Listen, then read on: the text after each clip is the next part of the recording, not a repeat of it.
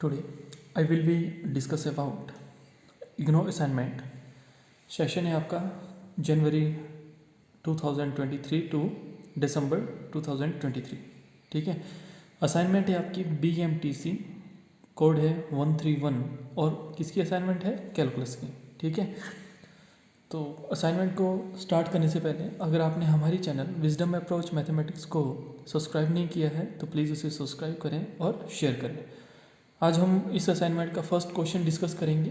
ठीक है, तो क्वेश्चन फर्स्ट है आपका, which of the following statement are true and which are false, give a short proof or a counter example whichever is appropriate in supportive of your answer. ठीक है, मतलब आपको question दिए होंगे, आपने क्या करना है, इनको ट्रू या फॉल्स बताना है। ठीक है, अगर ट्रू है तो क्यों है, फॉल्स है तो क्यों है, उसका आपने प्रूफ भी देना है, यानी कोई एक एग्जांपल देना है या तो उसका प्रूफ देना है। ठीक है, तो फर्स्ट क्वेश्चन है बच्चों आपका, a cubic equation which with real coefficient has at least one real roots. ठीक है, यहाँ पे बोल रहा है कि कोई क्यूबिक इक्वेशन है, ठीक है, जिसका जो रियल कोफिशेंट है, ठीक है, और वो उनका जो है एट लीस्ट कम से कम जो है एक क्या है आपका रियल नंबर है, यानी रियल रूट है। ठीक है, जब हम रूट फाइंड आउट करते हैं तो ये बोल रहा है कि उसका जो एक रियल रूट है। तो स्टेटमेंट क्या है बच्चों, आंसर में देखेंगे आप, दिस इज ट्रू। ठीक है, तो देखो नेक्स्ट क्या है आपके पास, यहाँ पे हम क्यूबिक इक्वेशन के बारे में पढ़ते हैं। अ cubic equation has the form, आपको पता है किस फॉर्म में क्यूबिक इक्वेशन होती है, जहाँ पे x की पावर 3 होती है, यानी जो पावर 3 होती है, x है, y है, z है, जिस जो मर्जी जो हो, है ना, तो पावर आपकी क्या होनी चाहिए वेरिएबल की 3। ठीक है, a b और c और d ये क्या है आपकी कांस्टेंट है। ठीक है, तो यहाँ पे देखो ax cube plus bx square plus cx plus d equal to 0। ठीक है, नाउ आगे है, it must have the term in x raised to power 3, यानी ये जो इक्वेशन है आपके पास, इनमें जो सबसे बड़ी टर्म है वो क्या है, एक्स रेस्ट टू पावर 3। ठीक है, और it would not be a cubic.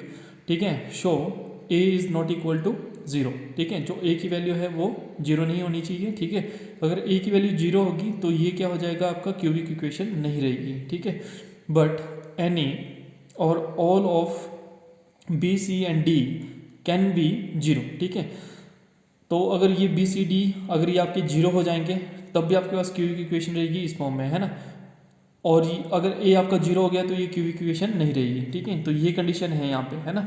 ठीक है, तो हम एग्जांपल लेते हैं यहाँ पे। फर्स्ट एग्जांपल देखो आपके पास क्या लिया हमने यहाँ पे, x cube minus 6x square plus 11x minus 6 equal to 0। ये क्या है बच्चों, this is the cubic equation. ठीक है, सेकेंड है 4x cube plus 57 equal to 0। ठीक है, तो ये भी क्या है आपकी क्यूबिक इक्वेशन है। वैसे ही है x raise to power 3 x cube plus 10x equal to 0। ठीक है, they all are a cubic equation. ठीक है, ये सभी की सभी क्या है, क्यूबिक इक्वेशन है आपकी, है ना। कंडीशन है जो a है वो नॉट इक्वल टू 0 होना चाहिए। ठीक है, b c d में से कोई एक जो है वो नॉट 0 होना चाहिए। ठीक है, यानी बी सी और डी में से कोई भी एक जो है वो नॉट इक्वल टू 0 होना चाहिए। ठीक है, यानी नॉन जीरो होना चाहिए। तो ये है। अब आइए बात रूट्स पे। ठीक है, कि हम रूट्स इसका कैसे फाइंड आउट करते हैं, तो इनमें से कोई एक एग्जांपल लेते हैं।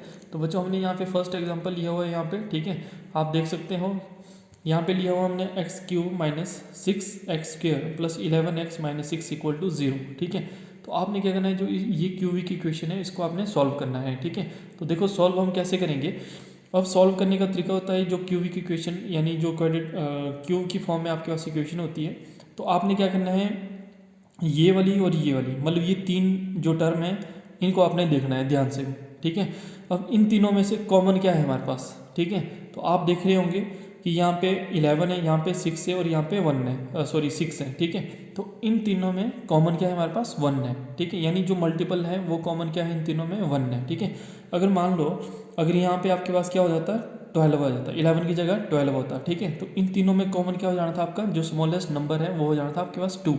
ठीक है, तो 2 क्या हो जाना था, इन तीनों में कॉमन हो जाना था। क्लियर है, तो इसको बहुत ध्यान से देखना है ना। अब इनमें 1 कॉमन है।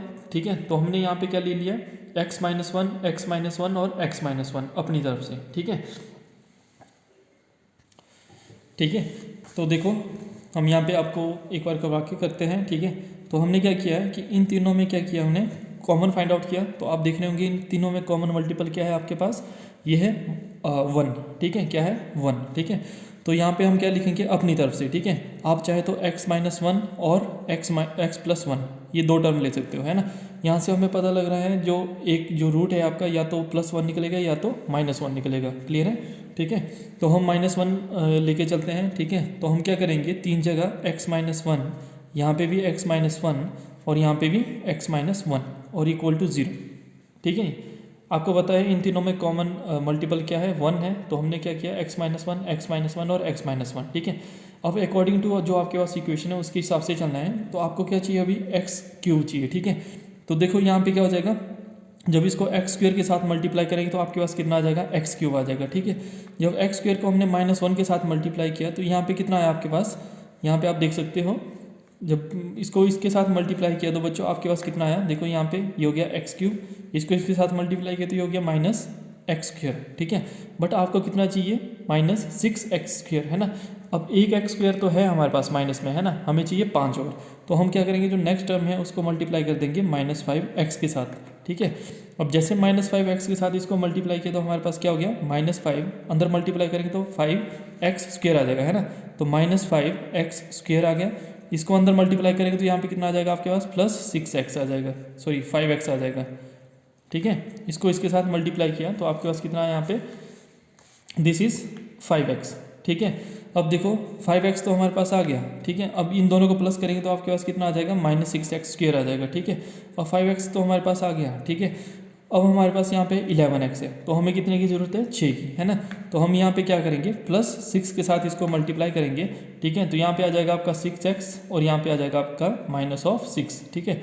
अब इन तीनों को ऐड करेंगे तो ये हो जाएगा आपके पास x⁻3, ये हो जाएगा -6x², ये हो जाएगा आपका +6 + 5 हो गया 11x और माइनस का 6।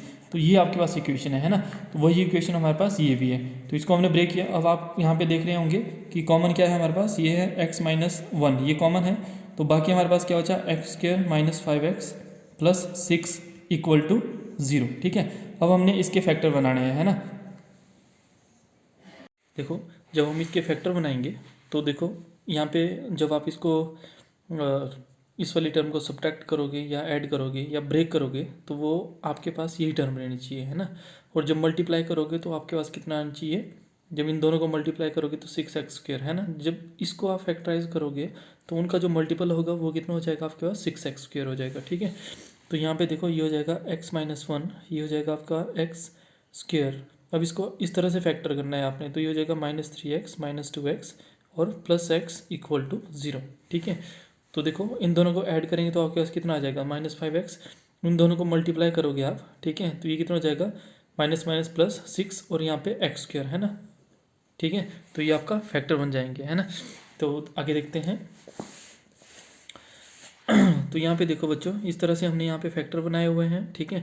अब यहाँ से देखो क्या करेंगे, हम x कॉमन लेंगे तो हमारे पास यहाँ पे क्या आ जाएगा, दिस इज x और यहाँ पे अंदर कितना बच जाएगा, x-3, ठीक है। वैसे यहाँ से हम -2 कॉमन लेंगे तो अंदर कितना बच जाएगा, x-3, ठीक है। और ब्रैकेट क्लोज और इक्वल टू 0। अब यहाँ पे देखो x-3 यानी ये कॉमन है तो हम, और आपके पास बचेगा क्या, x-2 बचेगा, है ना। तो ये हो जाएगा x-1 x-2 x-3 = 0, ठीक है। इसका मतलब जो x-1 है वो इक्वल टू 0 के बराबर है, x-2 इक्वल टू 0 के बराबर है, x-3 भी इक्वल टू 0 के बराबर है ना। तो x की वैल्यू आपके पास कितनी आ गई यहाँ पे बच्चों, this is equal to 1 2 and 3, ठीक है। तो therefore all roots of this equation of cubic equation, या ठीक है इक्वेशन क्या थी आपके पास, क्यूबिक फॉर्म में, है ना। तो क्या है, रियल, ठीक है। तो इसका मतलब हम बोल सकते हैं कि जो आपकी एक क्यूबिक इक्वेशन होती है, ठीक है, with real coefficient has at least 1 real root, ठीक है। कम से कम एक रियल रूट तो आपका हो गई होगा, है ना। बाकी आपके इमेजिनरी भी हो सकते हैं या कुछ और भी हो सकते हैं, ठीक है। तो ये था आपका फर्स्ट क्वेश्चन का फर्स्ट पार्ट, ठीक है। आपको यहाँ पे डिटेल में बताया गया है। नाउ सेकंड, इसका जो सेकंड पार्ट है वो डिस्कस करते हैं। सेकंड है आपके पास, if A and B are two set then A union B is equal to, this is B intersection of A divided by B, ठीक है। तो बच्चों आपको पता होना चाहिए, आपने सेट के बारे में पढ़ा होगा, ठीक है। जब हम दो सेट्स का यूनियन करते हैं तो क्या होता है, और दो सेट्स का इंटरसेक्शन करते हैं तो क्या होता है, ठीक है। अब यहाँ पे आपके पास टर्म है A डिवाइडेड बाई B, ठीक है। तो हम इन सब के बारे में यहाँ पे डिस्कस करेंगे। तो मान लो ये जो आपकी ये जो फॉर्म है, यानी जो ये क्वेश्चन है, ये क्या है आपका फॉल्स है, ठीक है। अब क्यों फॉल्स है, तो उसके लिए हमने एग्जांपल लिया हुआ है, ठीक है, प्रूफ के लिए, ठीक है। तो ये हो जाएगा, मान लो ए जो है आपका कितना है, सेट 1 2 3 4 5 एंड 6, ठीक है। बी है आपके पास, दिस इज 2 4 6 8 एंड 10, ठीक है। तो ये आपके पास ए और बी है, ठीक है। अब हम क्या करेंगे कि फिगर की हेल्प से हम समझेंगे कि ए यूनियन बी क्या होता है और ए इंटरसेक्शन बी क्या होता है, ठीक है। तो देखो ए यूनियन बी क्या होता है, जो जितने नंबर ऑफ आपके पास एलिमेंट ए में है और जितने नंबर ऑफ आपके पास एलिमेंट बी में है, तो इन दोनों को आपने क्या करना है, इस फॉर्म में लिखना है, ताकि आपका ए एलिमेंट भी आ जाए और बी के एलिमेंट भी आ जाए, है ना। तो उसको बोलेंगे हम क्या, ए यूनियन बी, ठीक है। और ए इंटरसेक्शन बी क्या होता है बच्चों, तो जो आपके पास कॉमन, यानी जो सेट ए और सेट बी में जो कॉमन आपके पास एलिमेंट आए, ठीक है, तो वो हो जाएगा आपका ए इंटरसेक्शन बी, ठीक है। तो यानी जो ये वाला जो पोर्शन था, ठीक है, ये आपका क्या था, कॉमन था दोनों में, ए और बी में, ठीक है। तो ये हो गया ए इंटरसेक्शन बी। और बाकी जितने भी आपके पास जो ये आपके पास हॉरिजॉन्टल एंड वर्टिकल लाइंस दी गई है, ठीक है, और ये वाला पोर्शन भी है ना, तो ये हो गया आपका ए यूनियन बी, ठीक है। तो यहाँ से देखते हैं हम, तो लेफ्ट हैंड साइड में आपका दिया है ए यूनियन बी। तो यहाँ पे आप देखोगे, अब यहाँ पे 1 2 3 4 5 6, ठीक है, ऐसे करके यहाँ पे 2 4 6 8 एंड 10 करके, है ना। तो जो रिपीटेड वैल्यू है, ठीक है, जैसे यहाँ पे 2 आ रहा है तो एक ही बार लिखना है आपने, है ना। 4 आ रहा है तो एक ही बार लिखना है, 6 है तो एक ही बार लिखना है, ठीक है। तो देखो बच्चों, यहाँ पे ए यूनियन बी आपका क्या हो जाएगा, दिस इज 1 2 3 4 5 6 8 एंड 10। तो ये जितने भी आपके पास एलिमेंट थे ए में वो भी यहाँ पे हैं, और बी में जितने एलिमेंट थे वो भी आपके पास यहाँ पे हैं, ठीक है। अब नेक्स्ट है आपके पास राइट हैंड साइड में B intersection of A divided by B, ठीक है। तो देखो तो राइट हैंड साइड जैसे हम लेंगे, तो आप जो फिगर की हेल्प से आप यहाँ पे समझने की कोशिश करोगे, ठीक है। तो ये था आपके पास ए वेक्टर, यानी ए सेट, ठीक है। ये था आपके पास बी सेट, ठीक है, ए और बी, ठीक है।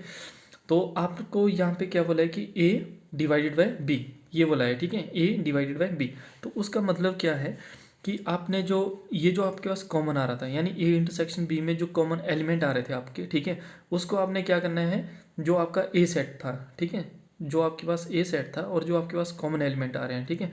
तो यहाँ पे आप देखोगे कि ए इंटरसेक्शन बी, ठीक है, ए इंटरसेक्शन बी यहाँ पे हमने लिखा हुआ है। तो आप जब इन दोनों को इंटरसेक्ट करोगे, यानी तो इन दोनों में हमारे पास कॉमन क्या है, एक 2 है, 4 है और 6 है, ठीक है। यहाँ पे देख सकते हैं ना, 2 4 और 6 है। तो ए इंटरसेक्शन बी हमारे पास कितना है, 2 4 एंड 6। अब आपने क्या करना है, जो ए सेट है, ठीक है, उसमें 2 4 6 नहीं लिखना है, ठीक है, क्योंकि वो तो हमारे पास क्या था, कॉमन था। तो जो ए डिवाइडेड बाई बी है, वो आपके पास जो ये रेड कलर की आपके पास यहाँ पे लाइंस ड्रॉ की हुई है, ठीक है, वो क्या है आपका ए डिवाइडेड बाई बी, ठीक है। मतलब ऐसे एलिमेंट जिसमें आपका जो बी है वो इन्वॉल्व ना हो, ठीक है। तो यहाँ पे देखो बी है आपके पास 2 4 एंड 6, वो आपके पास यहाँ पे ए में इन्वॉल्व था, ठीक है। तो उनको हमने निगलेक्ट करते हुए जो आपके पास जो आपके पास बच जाते हैं, ठीक है, एलिमेंट, उनको हमने यहाँ पे राइट डाउन करना है, ठीक है। तो देखो A intersection B, sorry A divided by B की वैल्यू आपके पास कितनी आ जाएगी, 1 3 एंड 5। यहाँ पे आप देख रहे होंगे, ठीक है, 1 3 और 5, क्लियर है। तो जो आपके पास एलिमेंट बचे वो है ये। अब इनको लिखेंगे हम यहाँ पे, ठीक है, intersection of A divided by B कितना हो गया, 1 3 एंड 5, ठीक है। अब यहाँ पे देखो बी है, ये हो गया ए डिवाइडेड बाई बी। अब इंटरसेक्शन का मतलब होता है कॉमन, कि इन दोनों सेट्स में कॉमन कौन सा नंबर है आपके पास या एलिमेंट्स है आपके पास, है ना। तो देखो इन दोनों सेट में कोई भी एलिमेंट ऐसा नहीं है कि कॉमन है, ठीक है। तो ये कितना हो गया 5, यानी कोई कॉमन नहीं है, तो कितना हो गया 5, यानी एम्प्टी सेट, ठीक है। तो देखो लेफ्ट हैंड साइड में हमारे पास था ये, यानी 1 2 3 4 5 6 एंड 8 एंड 10, ठीक है। राइट हैंड साइड में हो गया हमारे पास एम्प्टी सेट, यानी 5, ठीक है। तो हम बोल सकते हैं कि जो लेफ्ट हैंड साइड है वो not equal to right hand side है, ठीक है। तो अकॉर्डिंग टू दिस स्टेटमेंट हम बोल सकते हैं कि ये जो आपके पास जो क्वेश्चन था, ठीक है, ये क्या है, फॉल्स है।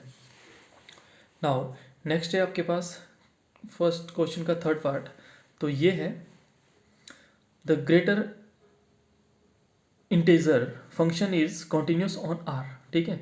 तो यहाँ पे ये बोल रहा है कि जो ग्रेटर इंटीजर फंक्शन होता है यानी ग्रेटेस्ट इंटीजर फंक्शन होता है, ठीक है, जिसको डिनोट करते हो आप किसके साथ, this is bracket of x, यानी इसके साथ आप इसको डिनोट करते हो, ठीक है। आगे हम पढ़ेंगे। तो ये क्या है, कॉन्टिन्यूस है ऑन आर पे, ठीक है, आर पे जो है ये कॉन्टिन्यूस है, ठीक है। तो ये स्टेटमेंट भी क्या है, फॉल्स है। क्यों है, प्रूफ हम देखेंगे यहाँ पे। A function is said to be a continuous when the graph of a function does not have any break or hole, ठीक है। कॉन्टिन्यूस फंक्शन वो होता है, ठीक है, जिसमें जो ग्राफ है आपका, ठीक है, वो आपका क्या होना चाहिए, ना तो उसमें ब्रेक आना चाहिए, ना तो उसमें कोई होल होना चाहिए, ठीक है। मान लो ये आपके पास कोई एक्स वाई प्लेन है, ठीक है, तो जो कॉन्टिन्यूस फंक्शन होगा वो क्या होगा आपका, ऐसे इस तरह से जाएगा, मतलब, ठीक है। और जो अगर आपका ये फंक्शन है, ठीक है, यानी एक्स वाई प्लेन है और ये फंक्शन आपका ऐसे जा रहा है, ठीक है, और उसके बाद यहाँ से स्टार्ट हो रहा है, तो ये आपका क्या है, कॉन्टिन्यूस फंक्शन नहीं है, ठीक है। तो ये आपका कॉन्टिन्यूस फंक्शन है जब जो ग्राफ बनता है वो उसमें कोई ब्रेक ना हो, ठीक है। क्लियर है। तो वैसे ही इंटीजर फंक्शन आपको पता है, जो ग्रेटेस्ट इंटीजर फंक्शन होता है ये आपका स्टेप फंक्शन होता है, ठीक है। तो आगे देखते हैं। Mathematically a function f of x is continuous at x equal to a only when, ठीक है, कब कॉन्टिन्यूस होता है, ठीक है। तो limit x tends to a, यानी right hand side and left hand side, ठीक है, आपने पढ़ी होगी लिमिट के बारे में, ठीक है। तो f of x equal to limit x tends to a negative f of x equal to ये वैल्यू किसके बराबर आनी चाहिए, एफ ऑफ ए के बराबर आनी चाहिए, यानी इक्वल वैल्यू आनी चाहिए, ठीक है। तो तब ये क्या होता है, ये वाला फंक्शन आपका कॉन्टिन्यूस फंक्शन होता है, ठीक है। नाउ अब क्वेश्चन पे आते हैं। तो ग्रेटेस्ट इंटीजर जो फंक्शन है आपका is a pair wise function, उसे हम स्टेप वाइज फंक्शन भी बोलते हैं या पीस वाइज फंक्शन भी बोलते हैं, ठीक है। तो f of x equal to denote करते हैं, this is close bracket of x where close bracket x is less than equal to x, ठीक है, यानी जो ये जो आपके पास वैल्यू है, ठीक है, ये कि हमेशा क्या होगी, less than and equal to x के बराबर होगी, ठीक है। तो हमने यहाँ पे फंक्शन लिया हुआ है, मान लो f of x equal to 0, ठीक है, f of x equal to 0, तो when 0 is less than x and less than equal to 1, ठीक है। F of x equal to 1 when 1 is less than equal to x and less than 2, ठीक है। And f of x equal to 2 when 2 is less than equal to x and less than 3, ठीक है। वैसे ही negative side में f of x equal to -1 when -1 is less than x less than equal to x and less than 0, ठीक है। वैसे ही f of x equal to -2 when -2 is less than equal to x and less than equal to 1, ठीक है, इसके बराबर है आपके पास। क्लियर है। अब यहाँ पे आप अब जैसे ग्रेटेस्ट इंटीजर फंक्शन के बारे में आप पढ़ोगे तो वहाँ पे आप डिटेल से देखोगे, है ना, ठीक है। यहाँ पे एक क्वेश्चन दिया गया है, हम उसको सॉल्व करने की कोशिश करेंगे और जितना हो सकता है हम आपको एक्सप्लेन करने की भी कोशिश करेंगे, ठीक है। तो यहाँ पे आप देख सकते हैं। Now we plot the graph with the help of every situation, ठीक है। हम क्या करेंगे, ग्राफ प्लॉट करेंगे, ठीक है, जो हमारे पास यहाँ पे मान लो सिचुएशन दी गई है, ठीक है। तो आप यहाँ पे देख सकते हैं कि ये आपका एक्स एक्सिस है, वाई एक्सिस है, आपको पता है यहाँ x dash and y dash, यहाँ पे नेगेटिव टर्म, यहाँ पे भी आपकी नेगेटिव टर्म रहती है ना। तो स्टेप वाइज फंक्शन है, देखो पहले क्या कर रहे हैं, दिस इज 0 to 1, जैसे आप जो ऊपर आपने जो स्टेप लिखे हैं वहाँ पे देखोगे, है ना। तो 0 का हो रहा है 0 to 1, ठीक है। तो यहाँ पे ये वाला जो सिरा है आपका, यानी ये वाली जो साइड है ये क्लोज होगी और ये वाली साइड क्या होगी आपकी, ओपन होगी, है ना। वैसे ही 1 to 2 था, आप देखेंगे जब प्रीवियस स्टेप आपने जो लिखा है, ठीक है, 1 to 2, तो 1 आपका क्लोज, ठीक है, और ये आपका ओपन रहेगा, यानी थोड़ा सा मुंह इसका खुला रहेगा ऐसे करके, है ना, ठीक है। वैसे ही यहाँ पे है 2 to 3 एंड 3 to 4, ठीक है। वैसे ही नेगेटिव साइड में है तो -1 to 1, ठीक है, -2 to 1, यानी 0 की तरफ आपने यहाँ पे जाना है, ठीक है। तो -3 to 2 एंड -4 to -3, ठीक है। तो ये जो आपका यहाँ पे ग्रेटेस्ट इंटीजर फंक्शन है, ये आपका बच्चों क्या है, this is the step function, okay. Now hence this is false to say a greatest integer function is a continuous function, ठीक है। तो ये था आपका थर्ड पार्ट, ठीक है। अब फर्स्ट क्वेश्चन का हम फोर्थ पार्ट डिस्कस करते हैं। तो फोर्थ पार्ट है बच्चों आपका यहाँ पे, the maximum possible domain of a function F is given by, ठीक है। तो आपने क्या करना है, यहाँ पे डोमेन फाइंड आउट करनी है, ठीक है, इस फंक्शन की। तो एफ ऑफ एक्स आपको दिया गया है यहाँ पे, this is equal to under of 1 - x divided by x, ठीक है। यानी इस फंक्शन की आपने क्या करना है, जो डोमेन है वो फाइंड आउट करनी है, और यहाँ पे दिया गया है इज मतलब इसकी जो डोमेन है वो क्या है, दिस इज ओपन इंटरवल, ठीक है, ओपन क्लोज्ड इंटरवल 0 to 1, ठीक है। और 0 और 1 को छोड़ के जो आपके पास नंबर है, मान लो 2, 3, 4 एंड सो ऑन इन्फिनिटी, और यहाँ पे -1, -2 and so on minus infinity, ठीक है। मतलब 0 और 1 को छोड़ करके बाकी की जो भी नंबर है वो इसकी क्या है, डोमेन है, ठीक है।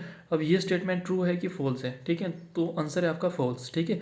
अब ये स्टेटमेंट फॉल्स क्यों हुई, तो हमने यहाँ पे प्रूफ लिया हुआ है, देखो तो एफ ऑफ एक्स आपके पास ये है under root of 1 minus x divided by x, ठीक है, और इक्वल टू, अब आपको प्रॉपर्टी पता होगी अलजेब्रा की कि under root of A divided by b, यानी कोई एक दो नंबर हैं, ठीक है, उनका जो अंडरूट है वो क्या होगा, under root of A divided by under root of b, यानी आप इसको इस फॉर्म में लिख सकते हो, ठीक है। मान लो आपके पास यहाँ पे अंडरूट ऑफ 9/4, 9/16 है ना, तो ये हो जाएगा आपके पास under root of 9 divided by under root of 16, ठीक है, तो कितना हो जाएगा 3/4, ये आ जाएगा आपके पास, है ना। तो उसी तरह हमने भी इसको ब्रेक किया, तो हम इसको लिख सकते हैं under root of 1 minus x divided by under root of x. अब इसको हम मल्टीप्लाई के फॉर्म में लिख सकते हैं, तो अंडरूट ऑफ 1 माइनस एक्स, और यहाँ पे आ जाएगा आपके पास this is 1 minus under root of x, ठीक है। अब इन दोनों की एक एक करके हम डोमेन फाइंड आउट करेंगे। डोमेन का मतलब होता है कि आपका जो फंक्शन है वो नॉट इक्वल टू 0 के बराबर आना चाहिए, है ना। तो 0 जिस पॉइंट पे आ रहा है तो उसको यानी, ठीक है, उसको छोड़ के बाकी जो आपके पास नंबर होंगे वो इसकी क्या हो जाएगी, डोमेन हो जाएगी, ठीक है। तो नाउ हम फर्स्ट फंक्शन लेते हैं यहाँ पे for domain of under root of 1 minus x, ठीक है। तो आपने क्या करना है, 1 minus x is greater than equal to 0, ये आपने हर केस में लेना है, ठीक है। तो यानी जो ये वाला जो फंक्शन है आपका, ठीक है, 1 माइनस एक्स वो क्या है, ग्रेटर देन इक्वल टू 0 है। अब हम क्या करते हैं कि दोनों तरफ मल्टीप्लाई कर देते हैं माइनस साइन के साथ, ठीक है। अब जैसे माइनस साइन के साथ हम जैसे दोनों तरफ मल्टीप्लाई करते हैं तो जो ये इनइक्वालिटी होती है ये चेंज हो जाती है ना। मान लो यहाँ पे इनइक्वालिटी थी आपकी ग्रेटर देन, ठीक है, ये हो गया आपका ए और ये हो गया आपका बी, ठीक है। जैसे हमने माइनस साइन के साथ दोनों तरफ मल्टीप्लाई किया, ठीक है, तो जैसे ये हो जाएगा minus a, this is less than equal to this is minus b, ठीक है। तो ये इस तरह से आपका फॉर्म बन जाएगी, यानी जब नेगेटिव साइन के साथ हम मल्टीप्लाई करते हैं तो जो इनइक्वालिटी होती है आपकी वो क्या हो जाती है, चेंज हो जाती है।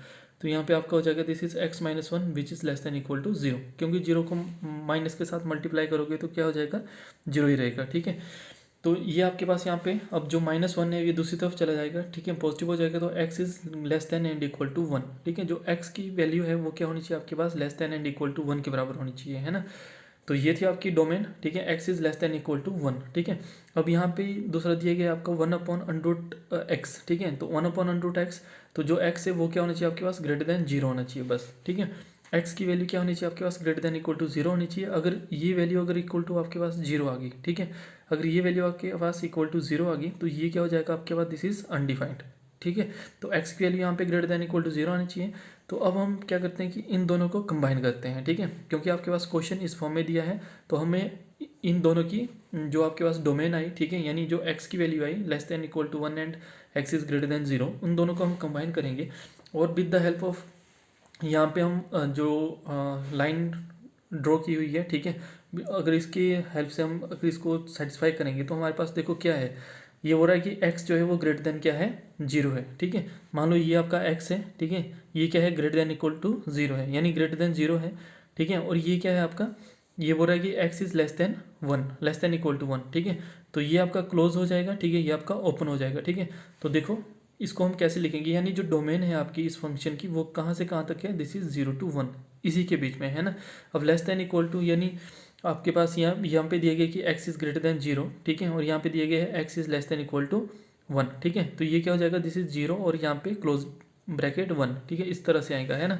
तो हमने यहाँ पे लिखा भी है अ डोमेन ऑफ x, यानी x बिलोंगिंग्स टू R, ठीक है। तो जो x है वो बिलोंग कर रहा है which is 0 is less than x यहाँ से, ठीक है, and less than equal to 1 यहाँ से, ठीक है। तो x जो है वो बिलोंग कर रहा है आपका कहाँ से कहाँ तक, open interval 0, 1 and close interval, ठीक है। तो ये बनेगी आपकी इस फंक्शन की डोमेन, ठीक है, जो आपको यहाँ पे दिया हुआ है, ठीक है। नेक्स्ट और लास्ट जो पार्ट है इस फर्स्ट क्वेश्चन का वो हम डिस्कस करते हैं। तो बच्चों यहाँ पे बोला गया है आपको फिफ्थ पार्ट में, ठीक है, limit x tends to infinity, this is bracket of 1 divided by 2 raise to power x minus 1 equal to -1, ठीक है। तो यहाँ पे आपने क्या करना है, जो लिमिट है वो पुट कर देनी है डायरेक्ट, ठीक है। ये स्टेटमेंट क्या है, ट्रू है, क्यों है ट्रू, यहाँ पे हम देखेंगे, है ना, प्रूफ में। तो limit of x tends to infinity, this is 1/2 raise to power x minus 1, ठीक है। अब देखो a raise to power infinity क्या होता है, something raise to power infinity आपका क्या होता है, इन्फिनिटी होता है। ये प्रॉपर्टीज़ हैं आपकी अलजेब्रा की, ठीक है। तो ए रेज टू पावर इन्फिनिटी क्या होता है, इन्फिनिटी हो जाएगा, ठीक है। जैसे हम लिमिट पुट करेंगे तो यहाँ पे आ जाएगा 1/2 रेज टू पावर इन्फिनिटी -1, ठीक है। एक्स की जगह लिमिट पुट की यानी इन्फिनिटी पुट किया, ठीक है, तो ये हमारे पास ये वाली टर्म आ गई। अब इस प्रॉपर्टी को जब हम यहाँ पे अप्लाई करेंगे तो हमारे पास यहाँ पे क्या आ जाएगा, दिस इज 1/इन्फिनिटी और यहाँ पे -1, ठीक है। अब आपको पता है कि 1/इन्फिनिटी क्या होता है, 0 होता है, क्योंकि 1/0 क्या होता है, इन्फिनिटी हो जाता है, ठीक है। तो ये इस वाली प्रॉपर्टी को हम यहाँ पे अप्लाई करेंगे तो ये हो जाएगा 0 -1 एंड इक्वल टू -1, ठीक है। तो ये हो गया हमारे पास left hand side equal to right hand side, तब करके हमारी जो स्टेटमेंट है वो क्या है, ट्रू है, ठीक है। तो ये था आपका बच्चों फर्स्ट क्वेश्चन। आई होप आपको समझ आया होगा। नेक्स्ट यानी सेकंड क्वेश्चन हम सेकंड वीडियो में डिस्कस करेंगे। अगर आपने अभी तक हमारे चैनल विजडम अप्रोच मैथमेटिक्स को सब्सक्राइब नहीं किया है, उसे सब्सक्राइब करें और अपने फ्रेंड्स के साथ शेयर करें, ठीक है। And thank you for watching.